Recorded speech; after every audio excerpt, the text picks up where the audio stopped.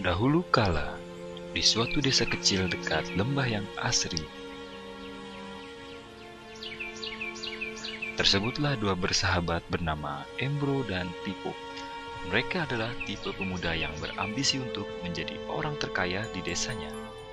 Mereka kerap membicarakan impian dan ambisi mereka itu akan kekayaan, kehidupan, dan gaya hidup yang ingin mereka miliki nantinya.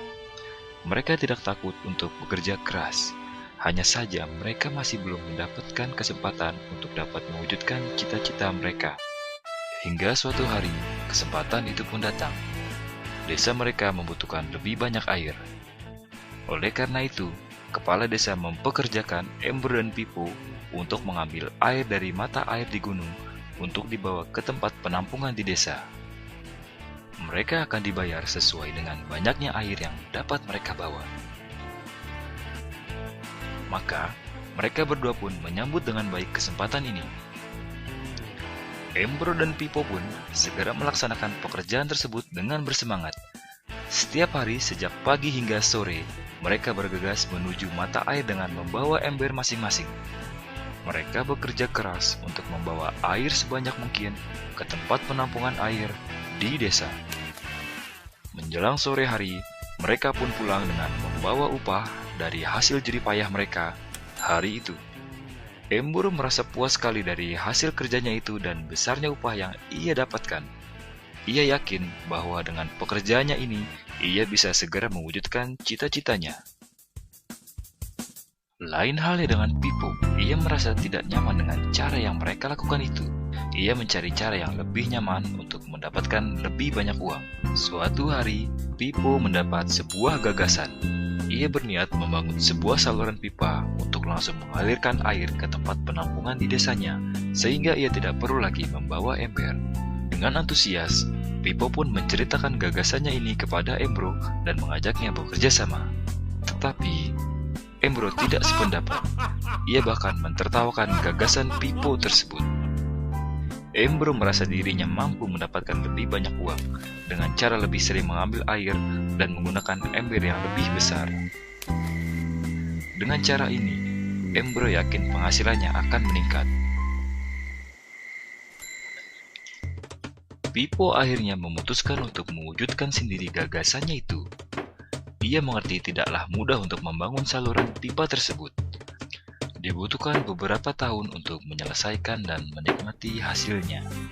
Namun, tekadnya telah bulat. Ia pun tetap bekerja keras mengangkat air dengan ember setiap hari seperti biasa. Tetapi di akhir minggu dan setiap ada waktu luang, Pipo bekerja untuk membangun saluran pipanya. Pada bulan-bulan pertama, hasilnya hampir tidak kelihatan. Orang-orang mulai banyak mentertawakan dan mencemooh Pipo.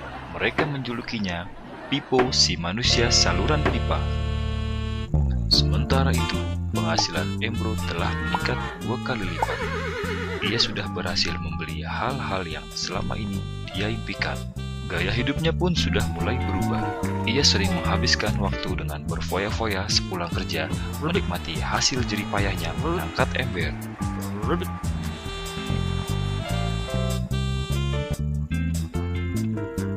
Seiring bertambahnya usia, kinerja Embro pun sudah semakin lamban karena beratnya ember besar yang ia bawa setiap hari.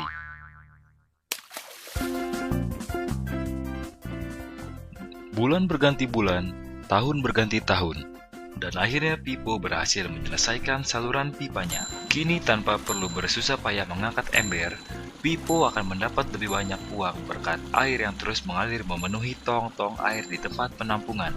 Air terus mengalir tanpa henti, bahkan saat ia tidur, makan, ataupun saat pergi berlibur. Pipo pun puas dan bangga berkat tekad dan kerja kerasnya. Kini penghasilannya pun mengalir tiada henti, seiring aliran air di saluran pipanya. Cerita Embro dan Pipo menggambarkan kehidupan kita. Pekerjaan yang dilakukan mereka melambangkan apa yang dilakukan banyak orang dalam mendapatkan penghasilan. Embro mendapatkan penghasilannya dengan menggunakan ember. Ia harus pulang pergi mengisi embernya untuk ditukarkan dengan uang. Untuk meningkatkan penghasilan, Embro lebih rajin pergi ke mata air dan juga memperbesar ukuran embernya. Dalam kehidupan yang nyata, jika kita ingin meningkatkan penghasilan, kita harus bekerja lebih keras. Misalnya dengan bekerja lembur atau mendapatkan pekerjaan tambahan.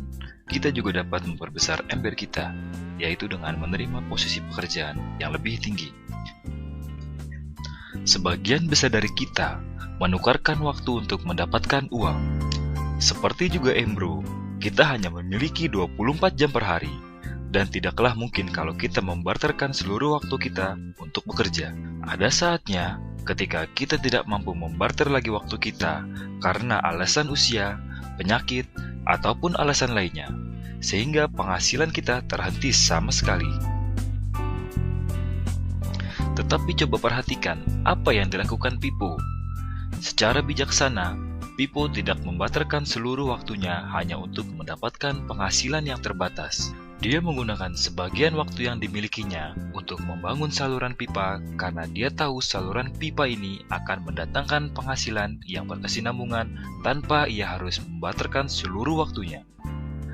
Dia tahu bahwa suatu hari nanti, mungkin karena alasan usia atau kesehatan, dia tidak akan lagi dapat membarterkan waktunya dengan uang. Untuk mampu mewujudkan gagasannya, dia hanya perlu bekerja keras sekali saja dengan cara membangun saluran pipa.